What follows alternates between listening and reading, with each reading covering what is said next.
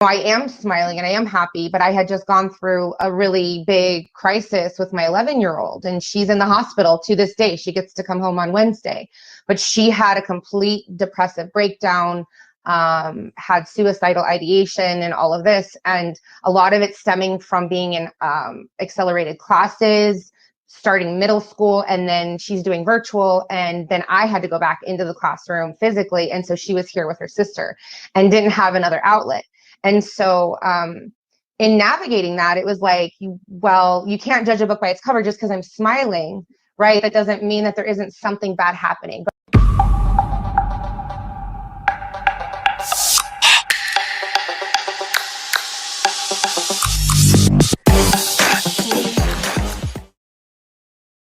Good evening, everybody. This is a special episode of Mindset of Steel live show.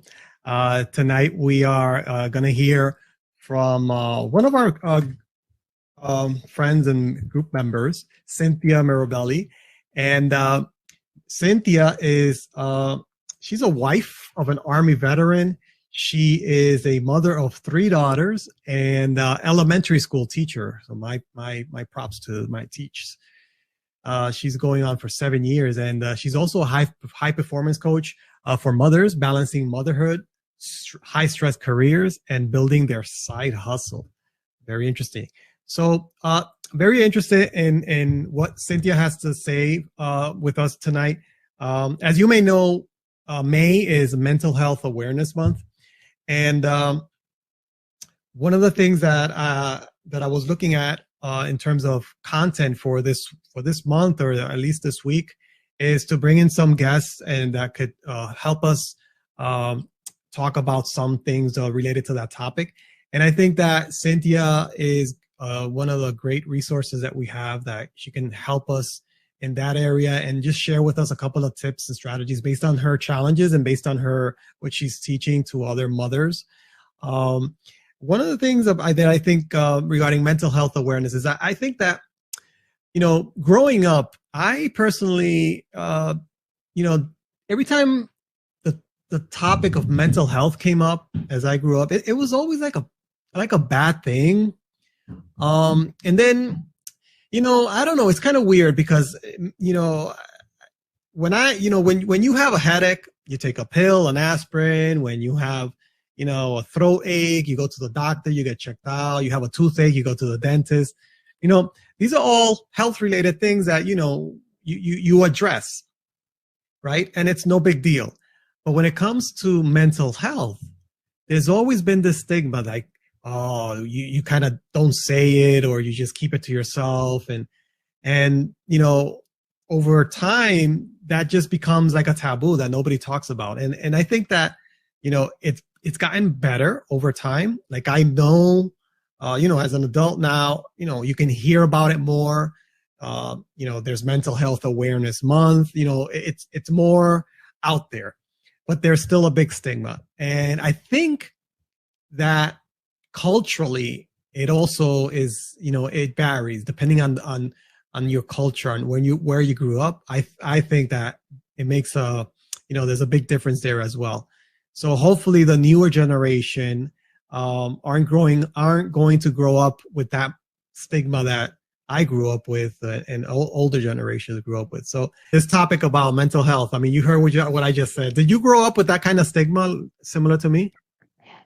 Strangely enough, I feel like there wasn't necessarily a stigma about mental health within our family. Like, if it was family, it was like you could talk about it, because my aunt and my grandfather actually worked at a mental health facility as a job. Like, they worked there. Okay. And so it wasn't necessarily as a family. Like, there was an awareness there. They were very self-educated. My mom was, like we did, but we weren't talking to other people. Like, it wasn't like you went and told your friends, like, hey, you know, my aunt is, or my grandmother has this, and that's why she acts like this. You just kind of overlooked it and isn't she silly? You know, it was just kind of like a pat it down and make it seem normal, even though it wasn't, which made it harder, honestly, in the long run, because I didn't have anybody to talk to about it except for the people who were dealing with it all the time. Yeah. And how do you think it impacts, you know, because these are the kinds of things that I think about. Where do you learn about this if people aren't talking about this? And I think that you learn about this, or people learn about it growing up if they're watching television and what they see on television in terms of mental health, right? When I hear mental health, what word you think it's a common word that comes up? Crazy. Exactly. Psychotic. Yep. Narcissistic. I mean, like, I remember, like, you actually had people on at one point, like, they're talking about narcissism and all of that. And I was like, it's interesting because mental health is right in front of us. It's always right in front of us, and we don't even realize it. And working in a classroom with at-risk kids who deal with more trauma than I've even seen me or my own children go through. Like, it's just like, wow, these are resilient kids, but they are suffering. And so it's kind of like, you know, you can't judge a book by its cover. You can't judge a person's mental health by the cover either, right? So, like, you know, you were kind of, I guess you were, we were discussing this, like, before this, is having, like, well, you know, I am smiling and I am happy, but I had just gone through a really big crisis with my 11-year-old, and she's in the hospital to this day. She gets to come home on Wednesday, but she had a complete depressive breakdown, had suicidal ideation and all of this. And a lot of it stemming from being in accelerated classes, starting middle school, and then she's doing virtual. And then I had to go back into the classroom physically. And so she was there with her sister and didn't have another outlet. And so in navigating that, it was like, well, you can't judge a book by its cover just because I'm smiling, right? That doesn't mean that there isn't something bad happening, but also because there's something bad happening, you know, with my child, doesn't mean that I have to be unhappy either, right? So what you went back to, Fernando, is it's important for us to talk about it, right? Because even though I'm smiling and I'm at school and I'm smiling the way I am, like, because I processed it, right? And I'm showing up right now as the parent who needs to be functional and get things done, right? Life still goes on. And so it's important for us to talk about it because nobody would know. I've had so many people, teachers, fellow teachers, come up to me, coworkers, and say, why are you feeling so good? Like, why do you look so happy? Are you okay? Like, they think I'm covering it up. And I'm like, well, no, I just am, because I've learned to deal with it. But I wouldn't have known if I did not seek out people who were talking about it, right? Like, it's not normal to be miserable for days and days and days and days and days. Like, you have to eventually come out of it and help your child and help your family. Because, you know, I have 2 other children, and then my husband also, like, we're all dealing with the crisis, right? But we still have to go to work, and we still have to take care of our other 2 children and help them through it. And so talking about it is key, like having ways to access it, make it relatable to kids. There are some amazing books coming out and series are coming out with, like, children learning how to deal with trauma, or learning how to have a parent who's chronically ill, whether that's mental or physical, right? Making it accessible to people who do see it as a stigma, right? Make it accessible to those individuals, because we want to make it, like, find a bridge. Like, why is it important to talk about it? Why do we need to break that cycle of covering it up or making it be a thing that you're shameful of, instead of coming out like, reach out and help? No, really, we're not going to judge you. We're in this together, kind of a thing. Wow.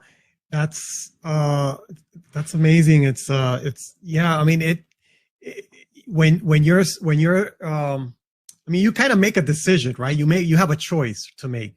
You know, you can't control everything that happens, but, you know, how you feel and what you do afterwards, it's up, you know, you can't control that. So you kind of make the choice. Do you put this, you know, you stay in that state, or you change it? And I think that you've kind of taken that the reins of that and made a decision to not stay in that bad state, right? Absolutely. But that took time and self-education and a lot of support, like reaching out to people who I know so many mothers now who have children with, you know, autistic children, for example. Like my 13-year-old, she's has autism, and we didn't even know that. And she suffers with severe anxiety because of it. And then dealing with my 11-year-old now, like 10 months later, it's crazy. I was like, so in the time, so flip back to like July when my 13-year-old had a complete like shutdown. Now I was good, but this time it's like I'm even better, because between that time and now, I was like, how do we share this? How, you know, it changed my life when my child went through that last summer. It changed my life. Right. And if something changes your life, it should change you, but you have a choice. Is it going to change me for the better? Am I going to improve the way that I react to crisis and to mental health situations in my family? Or am I going to choose to shut down and continue to spiral and to be part of the problem, really? Because if I'm in my, I mean, I'm not trying to say I didn't, you know, binge watch the Mighty Ducks series on Disney Plus. I'm not even kidding. I did. I gave myself that time though, because I learned if I don't, it's going to come out later when I don't want it to. So I allowed myself to process. And I, you know, by doing a few different steps that I use, that I've kind of figured out that have helped me over the last 10 months.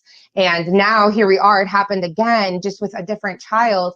And I felt like we kind of navigated it like 90% better this time, right? Like, and that's good. Any improvement is good. So, and I'm smiling, and she's still in the hospital, but she sounds good too. So, wow, I mean, you're such a strong person. It's amazing the way you're sharing it, and I think that you have this gift of experience, that you have this background of mental health awareness already, like you said, in your family, that you kind of you were aware of it. Plus you learned a lot about, you know, your state and how to change it, and so you learned that. And you know, you have the situation that happened with your kids. A lot of people, I think, you know, a lot of parents, like you said, are experiencing this, you know, on a daily basis, and they don't know what to do. They don't have the experience. They don't have the knowledge. They don't have the awareness, so they keep it to themselves. And that just leads to more suffering. And, you know, for the kids, if they don't get their needs met, they grow up as adults with all of this bottled up. So I think it's great that, you know, mental health awareness, that for that reason, it's great to raise the awareness, and for you to talk about it and share what you're sharing. Yeah. So how do you've said you've met with a lot of other mothers, and so how do you help them?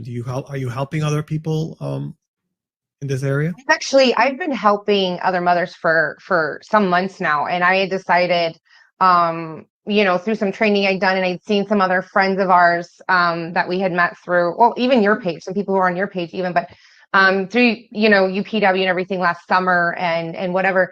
And I was just like, you know, I keep getting this told, like, if you're ashamed of it, like, so you're ashamed of it, you're not being 100% you're not sharing your story, you're not helping others truly, not fully, right? So I learned to take all that chaos and all that stuff that I learned, all that hard work I have done, and I decided to put it into a coaching program for mothers so that they can navigate high stress profession, high stress life, high stress situation, right? Like, I'm dealing with being a teacher in the middle of COVID, came back in not knowing what I was doing 7 weeks ago, have a child going through a health crisis, another one who's finally on the mend from her own health crisis, but still has breakdowns, and trying to navigate my third child and keeping her healthy in this meantime, keeping myself, all of it. And then I'm also like, oh my gosh, I wanted to build my side hustle, but then I wasn't so passionate about that side hustle anymore. So I decided to make a coaching program, mostly because exactly why you brought me on here and exactly what your questions have really pertained to is the stigma, right? Like, mothers are chicken with their head cut off. Oh, that's just how moms are. We're stressed out. Moms who work are stressed out. We don't have time for our kids, or we're always eating fast food and we're not doing this. We don't have healthy boundaries. That's why. I mean, that's a really big one, right? If you don't mind, can I share one of the ways I help? I kind of shared it on my page last week, but I finally put this together into some steps that hopefully could help somebody who watches this. Sure. Do we have a second? Okay, I'll be really quick. Okay, so it's basically to help yourself be calm and clear-minded, because once you're calm, your mind is going to function and your body is going to function quite differently, even if you are a little bit stressed out and your nervous system is kind of still freaking out from what happened. Okay, so what I did multiple times after my first child went through her crisis in July, but something that I kind of put together and honed in on. The first thing was being able to shift your priorities quickly and set firm boundaries. So for me, a quick example of what happened a couple weeks ago for me, you know, I'm a teacher and it's very hard to find an in-person sub for in-person kids, which is what I'm doing. And so I had to quickly be like, you know what, it might be a stressor on my school and the staff I work with, but my child is more important. So I'm just like, look, this happened. I know you understand. And I was so grateful. Like, whoever helps, like, I will get my sub plans in as soon as I'm out of this emergency room, as soon as I've got my child stabilized. And everybody came together asking for help without apology. Really, you don't need to be sorry that your child went through an emergency. That was really important. And then I had another boundary that I think a lot of you guys will relate to, and that has a lot to do with social media. You don't have to tell everybody everything that's happening. And I put like a post on for prayer because I'm really huge on that. I was like, let me give my child all the positivity we can give her in this time, right, to help her. And so, but I was really careful, like in my messages or what I was consuming on social media. I didn't go on there and bloviate about it. I just was like, hey, like, pray, give me my time. That was so important. It's a healthy boundary that you need to take because it's really important what you consume while you're in a crisis. Number two, shift your energy and thoughts to the here and now. Being present is the most powerful thing you can ever do in your life, but being present in a crisis is like a superpower. So when you are sitting in that crisis, you need to, if it helps you, you're going to feel your body. You need to sit down, put your feet on the floor if you can. I did this in an emergency room with all the noises in the world, just like I need to get myself together. I was scrunched down and I was just like, this was the only place I could find myself, just like, okay, need a second. And I was just like, took 5 deep breaths, centered myself by saying, I am not ahead, I am not behind, I'm exactly where I'm meant to be. I said that a few times until my voice slowed down and my breath slowed down. That's actually, those phrases are a Jay Shetty thing that I borrowed. It's amazing and it has been life-changing. But the breathing part is everybody. You should always breathe. But once you're there, you can think, okay, I'm here. In my case, it was like, I'm in a hospital. My child is safe right now. There are doctors here who know what they're doing. We don't know all the answers, and that's okay, right? Like, not living in the future, not living in the past. You have to get to the present, because at that point, my mind got clear. I knew exactly what I needed to do next, right? So once we got out of the emergency room and she was in a hospital with other children to stabilize her, they were very concerned about her coming home and being unsafe to herself, if that makes any sense. I started kind of realizing my child is not in my home and my child is in a hospital with all these other people who have so many other struggles, and I don't have any control over this now. Like, literally, it's like in the hands of the hospital and God. And so in that moment, I was like, I need to process this, because I started kind of feeling I wasn't breathing again. So centering was still really important, but I was like, okay, I need to process this. And one of the best ways to process any kind of negative emotion and get yourself into a really good state, other than like screaming and yelling like, yes, yes, yes, but you don't want to do that when your child is in a crisis and you're sad and you're disappointed in yourself. Like, what could I have done, right? But I'm going to sit in that present, and I plugged into my inner child. So plugging into your inner child can come from different places. Okay. For me, it was watching a show that kind of got me out of my head, was fun loving. Like I said, for me, it was watching the Mighty Duck series on Disney Plus. It reminded me of my childhood. You know, I ate the chocolate ice cream. Like, I wore the fuzzy socks, and I allowed myself a day.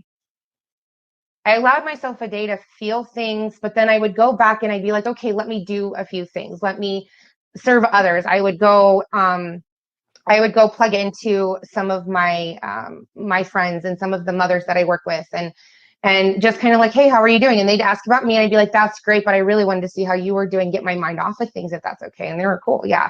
But the biggest takeaway from that is just giving yourself time to process it, but getting your mind off of it so that you can kind of get into a better state. And maybe that's not being as joyful as I am right now, but I've practiced it quite a bit. Games, playing games, you know, getting frisky with your spouse, even though you don't necessarily feel it, get a hug, you know, like I said, fuzzy socks are a big one, a blanket, you know, if you have a stuffed animal. I know that sounds so strange, but engaging the inner child really does help. It allows you to be vulnerable, and it allows you to bring all those things out that you need to cry it out and get it out. And then number 4, and the most important thing in any practice I do, is gratitude. So sealing everything with gratitude. And why do I do this? Because gratitude heals so much, just like love. But gratitude is something that is an action you can take in your own mind, and you're completely in control of that. So I can be grateful for, I was grateful for the doctors. I was grateful for the fact that I had insurance to get her to the doctors. I was grateful for breathing. I was grateful for the fact that I had clean clothes to wear. I mean, it was hard the first day to be like, this is what I'm grateful for, right? I'm grateful for all the people asking me how I'm doing. I'm grateful for the ability to say, no, I don't want to talk about it. We'll talk about it when I feel a little bit more like talking about it in the process in a couple of days. You know, being grateful for my husband supporting me through, being grateful that my other 2 children are healthy at home and they're becoming happier, even though they were also traumatized a little by it. It's just like finding the littlest things to be grateful for, and those things get bigger and bigger, right? And so, you know, now I'm grateful that my daughter gets to come home on Wednesday. You know, I'm grateful that she'll get a chance to unplug at my mother's house for a few days so she can kind of slowly get back into being at our home where everything happened. You know, you find things to be grateful for, and things to be grateful for show up. And so it's like, it's just this beautiful process. So real quick, shift your priorities and set those boundaries so that you can focus on you and your family. Shift your energy and thoughts to the here and now, be present. Allow those moments of vulnerability and engage your inner child, and be grateful for absolutely everything. And those things to be grateful for get bigger and more frequent through that crisis, I promise. Amazing points, Cynthia. I love it. I love it. You know, the inner child, you know, I'm just thinking about the inner child. You know, you don't, you know, the innocence, you don't worry so much about things that haven't happened yet. I think the inner child thing, you know, it's key. Processing the negative emotion, all these things are awesome. The breathing, the gratitude, you know, these are all tools that everybody can use to prepare themselves before and during a health crisis, like you said. So this has been great, Cynthia. I think we're gonna wrap it up, but I think this is a great conversation, and there's so much more that we could talk. And I like hearing you, and I like your energy. You know, you have tons. I know tons of more stuff to give, to share. You know, it's just I can see you as being like a crisis negotiator, like somebody who's like a first responder, because you know, like you said, you know, in the middle of a crisis, if you use these tools, you know, and you know, you keep yourself centered. You're like, you know, you said about when we're in the emergency room, how you collected yourself. I'm gonna be honest, I was a mess a little bit. I was getting a little, I mean, I want to be fair, and I'll be even quicker than before, because it's kind of hard to be quick when you have 4 steps. But the whole deal here for me is I was not okay, but because I understood that what me not being okay, what that identity looked like, that victim, like everything was happening at me, you know, and I was sitting in it, because I had learned to come out of that. You know what I mean? Like, and that takes practice, but having tools that you can have and use them in any order you need to use them in, that is important too, because knowing that everything's not going to be perfect in that moment, and you might still cry, and you might still, like, you know, eat the ice cream again the next day, you know, just because you're like, man, I'm still not feeling great. And it's okay to feel icky, but it's also okay to be happy during those times, and have happy moments, and allow yourself to process it and just acknowledge it, accept it, and be the best version of you for your child or your spouse or your friend. your parent, whoever it is, for yourself. Really, that's at the end of the day, is to do this for yourself, because you're not gaining a day by living in all of that anxiety, and that it's just so bad for your nervous system. It's so terrible for your own mental well-being. So it becomes a cycle for sure. Absolutely. And I think keeping that positive mindset, and that utilizing all these tools. I think that the challenge is when we're out and surrounded by people that are encouraging us to feel sad, to feel all of these, and they don't have these tools because they're not natural. I don't think they come naturally. Like, you kind of learn about it, or you make mistakes and you learn naturally about it when we're children. Yeah. And then we're fed a load of crap. Yeah. We're fed a load of crap. Yeah. It's all those labels, those things we hear from people, all of the messaging. Oh, there's so much. And as adults, we keep doing it too. And that's why I said, like, set your boundaries in social media during that time too. Because believe me, the last thing I want to do is go and watch some sappy, like, a dog just passed away thing. Like, I don't need to make myself more sad. Like, that's kind of how I felt. I was like, oh my gosh. But it's just funny because, just the timing of all of this, and the timing of you asking me to be on here. And I'm so grateful. I really am. And I say it all the time, but I'm so grateful to let my voice be heard, because it means I'm sharing the voice of my children, and I'm sharing the voice of my family, and sharing the voice of my students and parents, and all the people I know who need to hear this.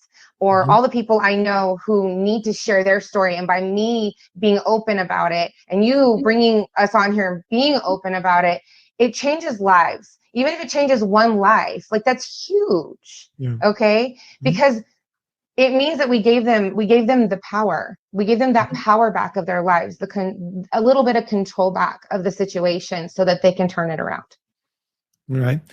Amazing, Cynthia. This has been amazing. Thank you again for being here. I appreciate you being here and sharing your knowledge. Yay! All right, guys. This has been a bonus episode of Mindset of Steel with Cynthia Mirabelli. Leave us a comment here, and if you have any questions, comment below, and we'll follow up. Thanks again. And I'll check out the comments too. So if you have any questions, I have no problem either. Yeah. Answering them. Awesome. All right. Bye, Cynthia. Thank you. Bye. That was awesome. Bye, everybody.